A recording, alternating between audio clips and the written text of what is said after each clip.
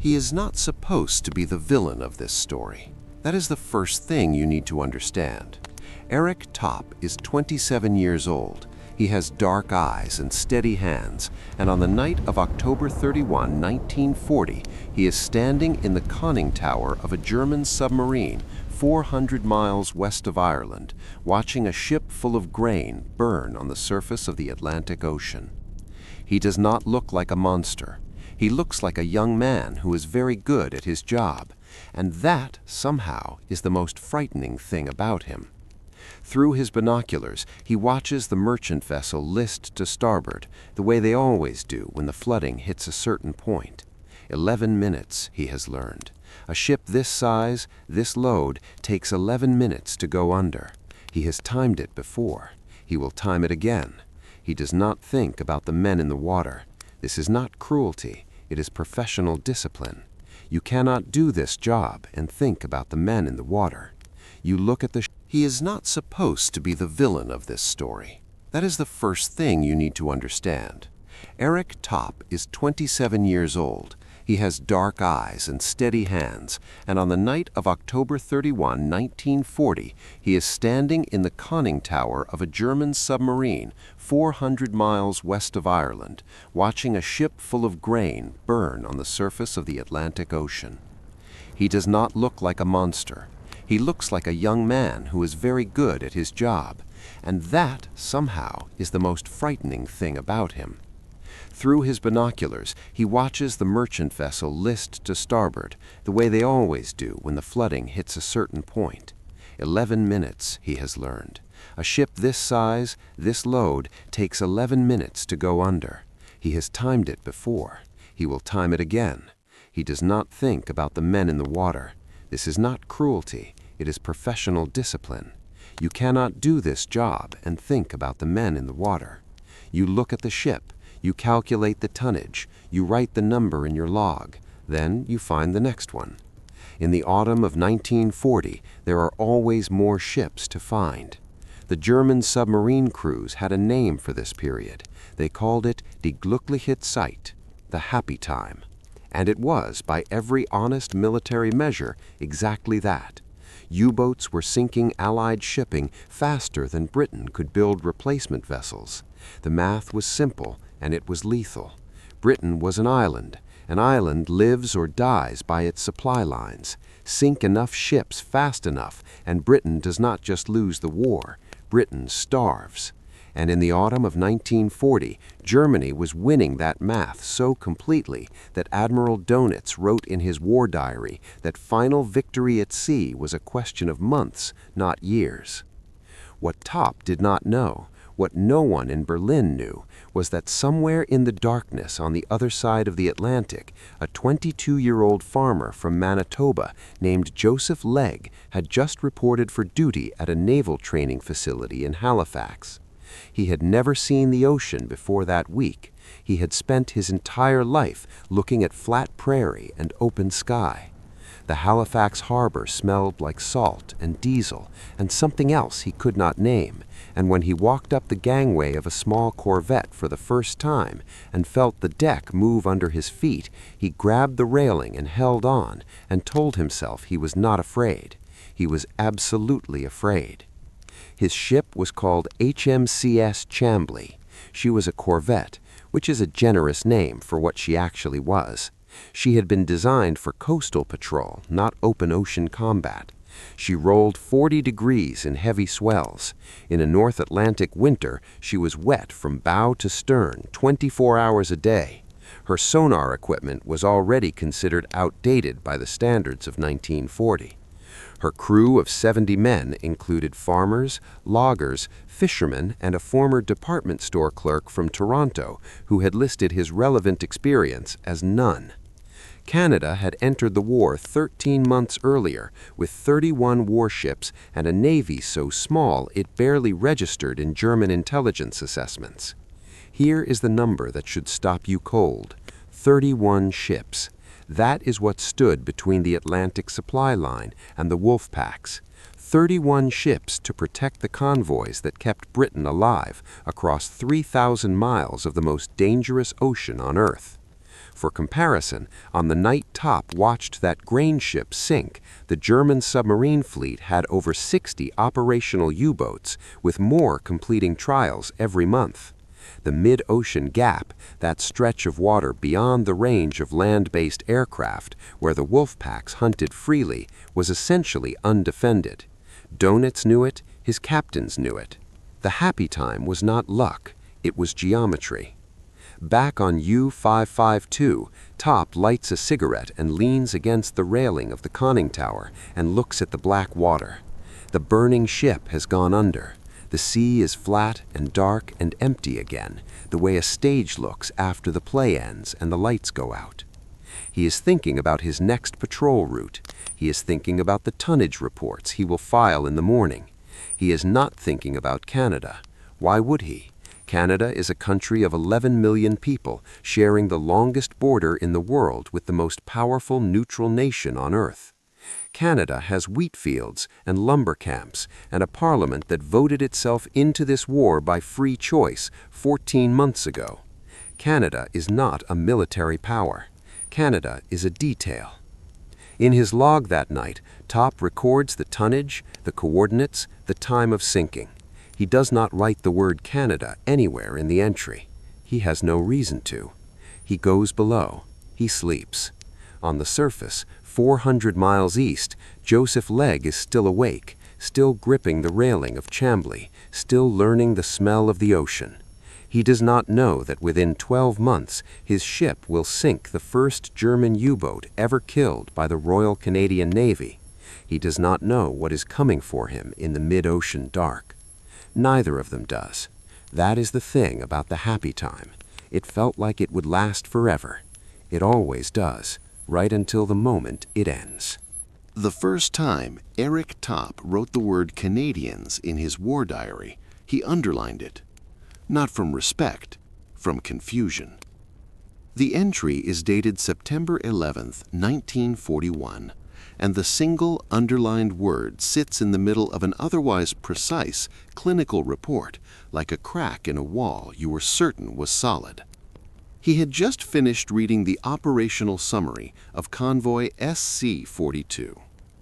64 merchant ships crossing the mid-ocean gap, escorted by 1 destroyer and 3 corvettes.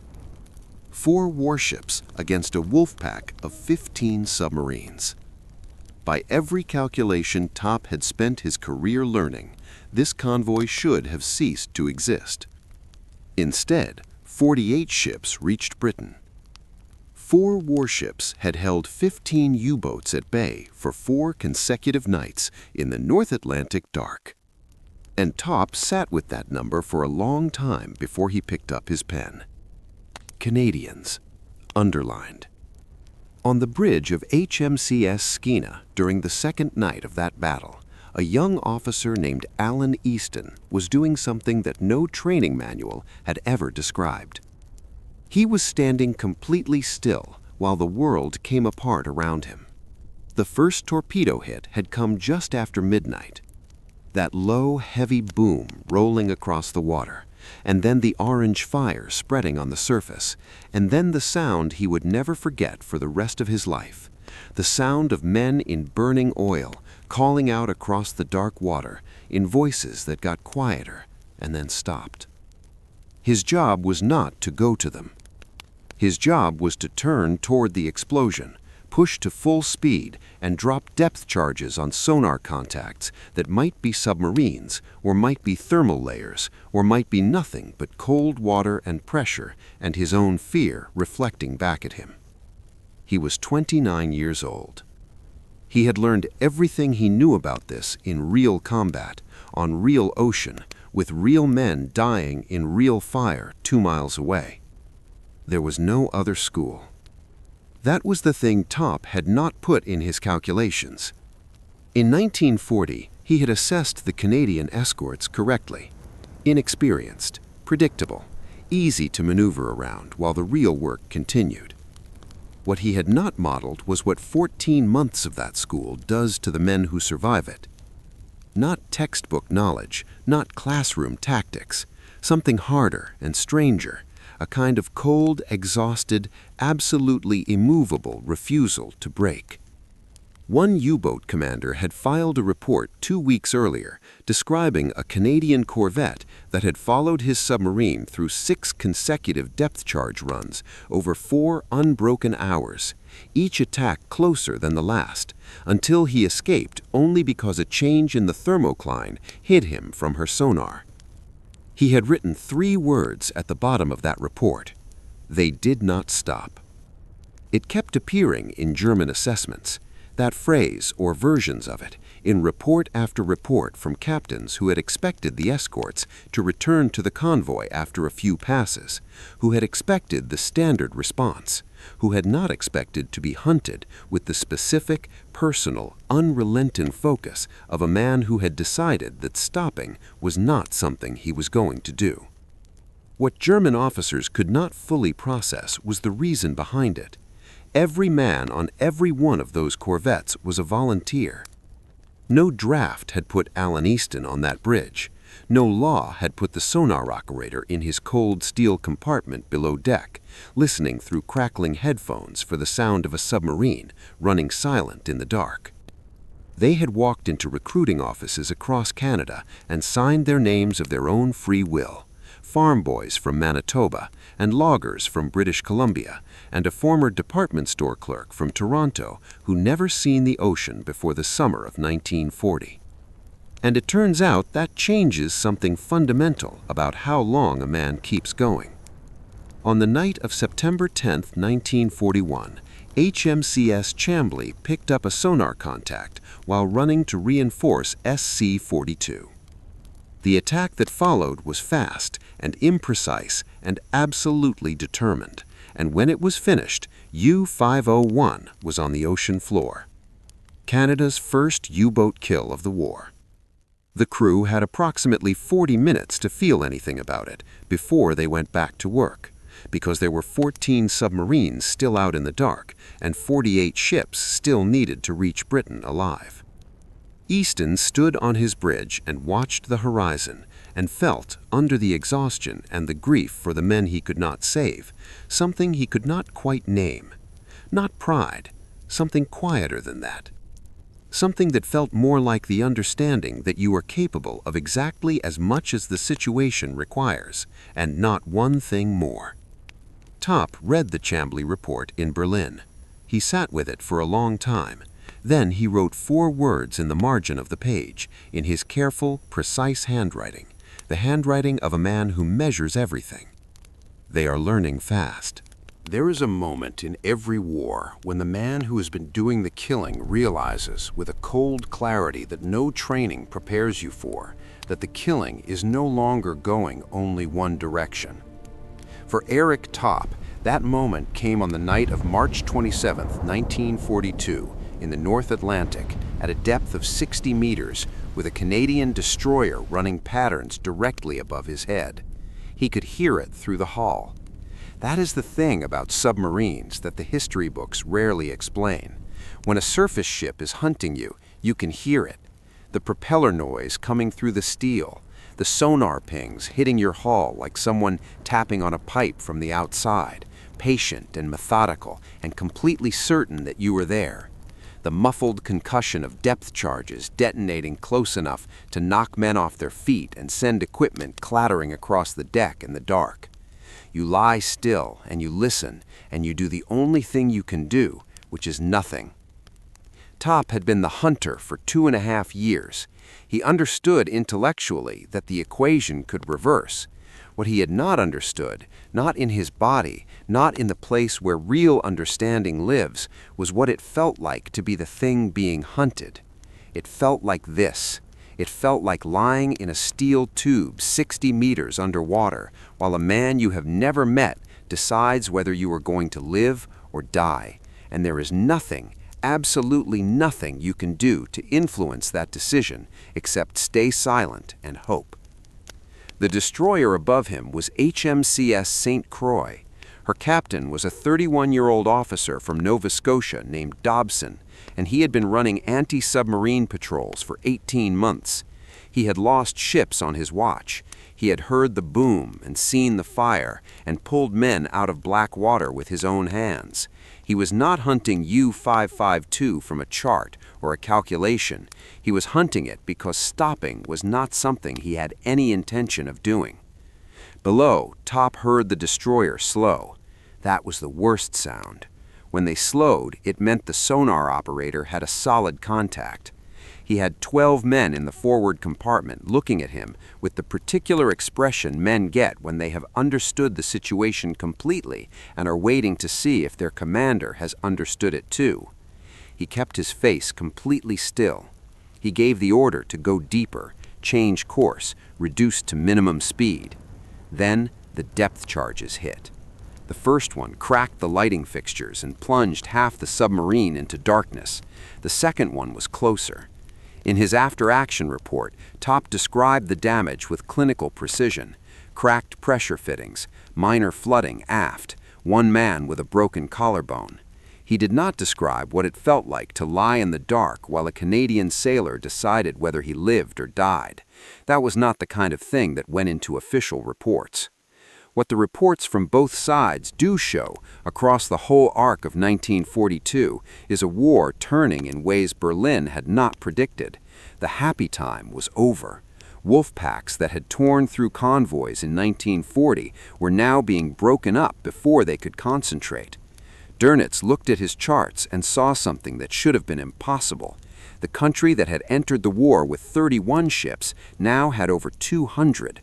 Built in 3 years by a nation of 11 million, starting from almost nothing. He was a precise man who did not use emotional language in his assessments, but in one memo to his staff that autumn, he used a word that appears nowhere else in his wartime correspondence. He called the growth of the Canadian escort fleet unbegreiflich, incomprehensible. Top survived the attack from St. Croix. He always survived. He was one of the most skilled submarine commanders of the war, and skill counts for a great deal in the dark at 60 meters. But something had shifted in him that night, something that does not appear in any official document. He had been the most dangerous thing in the ocean for 2.5 years. He had written tonnage in his log the way an accountant writes figures, clean and detached, and completely separated from what those numbers meant in human terms. He had underlined the word Canadians 6 months ago from confusion. Now, lying in the dark with water dripping from a cracked fitting on the back of his neck and the sound of St. Croix fading above him, confusion was no longer the right word. He had sent more than 200,000 tons of shipping to the bottom of the Atlantic, and Canada was still out there, still coming, getting better every single month. That was not confusion anymore. That was something else entirely. By the spring of 1943, the war for Eric Top no longer smelled like salt and diesel and oil. It smelled like coffee gone cold in the officers' mess at Kiel and the disinfectant they used on the floors. And sometimes, when he walked past an empty chair at dinner, it smelled like nothing at all, which was somehow worse. He had stopped going to sea. Not because he chose to, and not because he was afraid, although fear had become a more familiar companion than he liked to admit. The German Navy had pulled him from frontline command and put him in charge of training new crews, which is what you do with your best submarine captains when the casualty rates climb high enough that sending them back out again starts to look like waste. Of the 39,000 men who would serve in the U-boat fleet, 28,000 would not come home. That number did not live for him as ink on a page. It lived as absences, in the empty place at a table where a man had sat 6 months ago, in the bunk that was stripped and never reassigned, in the way the laughter in the mess got quieter as the war went on, even when the room was technically full. Across from those empty places sat new faces, boys of 19 and 20 who reminded him of himself in 1939, except he had not known then what he knew now, which was the approximate statistical chance that any given boy at that table would be alive 2 years from that evening. He trained them anyway. That was his job. He stood in front of classroom chalkboards and sketched convoy patterns and optimal attack angles and standard evasive maneuvers and listened to pencils scratching on paper. and every now and then a face in the back would light up with understanding, the way his own had once done, and he would have to look away for a second. On the other side of the ocean that same year, a Canadian sailor named Robert Henley was standing on the deck of a corvette in Halifax Harbor, trying to wash the smell of burning oil off his hands. It had been 3 weeks since his last convoy, 3 weeks since he had leaned over a rail at 2 in the morning and pulled a man out of water that was on fire, 3 weeks since he had let go of another man's wrist because the choice was between saving one and being dragged under with both. The burns on his palms were healing. The smell was not. It lived in his nose, in his clothes, in the back of his throat. When he went ashore, people told him the harbor smelled like salt and seaweed.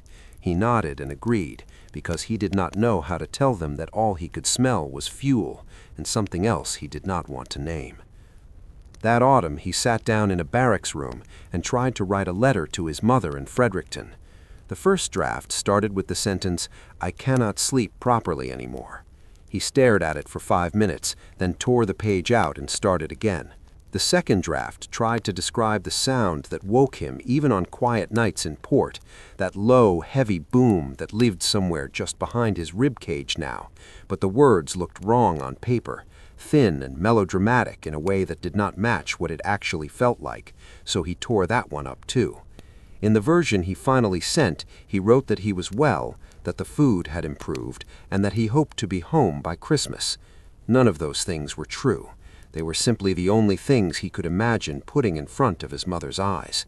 In his office in Kiel, under electric lights that made everything look a little too clean, Top sat at his desk and read the operational summaries that arrived every week from the Atlantic.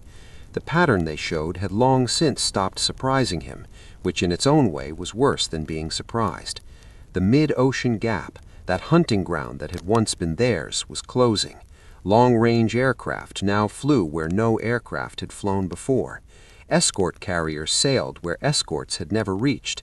Canadian ships in Canadian planes appeared in sectors that had been safe water 2 years earlier. The wolf-pack tactics that had defined the happy time were not failing in one dramatic moment. They were eroding, one convoy at a time, under the steady pressure of an enemy that refused to learn.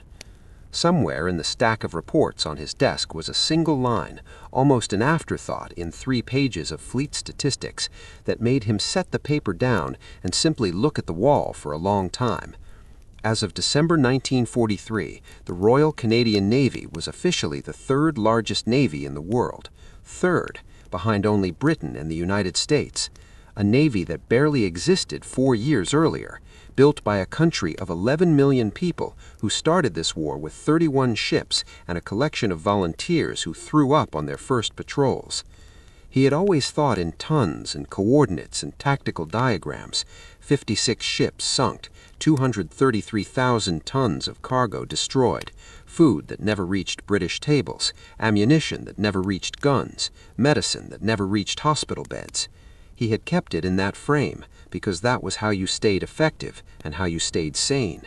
But something about that single sentence, 3rd largest navy in the world, would not fit into the old frame. It pushed back. It insisted on being about people instead of tonnage, about boys across from him at dinner and men like Henley on the other side of the ocean who could not get the smell off their hands. He picked the report back up. He filed it in its proper folder.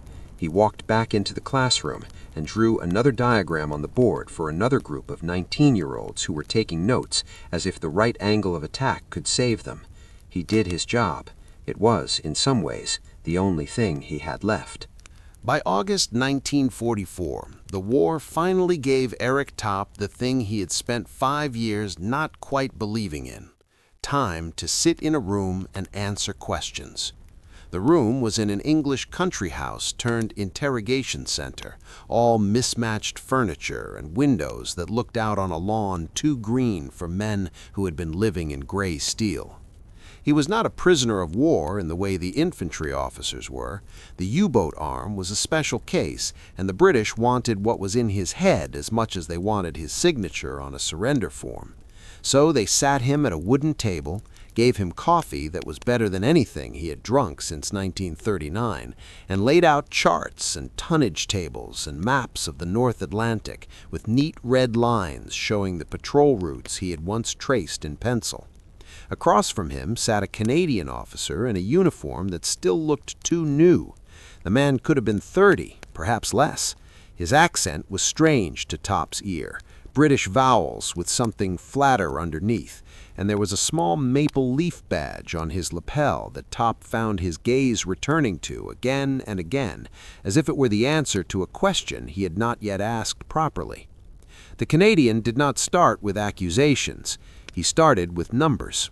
"You sank 56 ships," he said, matter of fact, tapping a column on one of the sheets.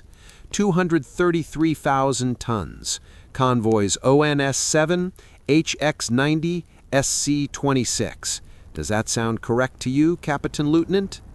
Top looked at the page and saw his own handwriting transcribed into English. The numbers were right. They had always been right. He nodded. It sounds correct. The Canadian flipped to another chart. This one was not about Top. It was about his enemy. A list of ship names with small flags next to them, build dates, commissioning dates, convoy assignments. "Royal Canadian Navy," the officer said, almost conversationally. "We started with 31 ships in 1939. By the end of 1943, we were the third largest navy in the world. Did you know that?" Top had read the line in an intelligence summary in Kiel. He had felt it push sideways through his neat mental columns and connect itself to faces and smells and things that did not belong in a tonnage table. He had not said that to anyone. "I saw a report," he said carefully. "I did not believe it the first time." The Canadian's mouth twitched, not quite a smile. He slid another sheet across the table. This one was worse. It was not ships. It was people. "Casualties," the Canadian said. "Ours. 45,000 dead, for a country of 11 million.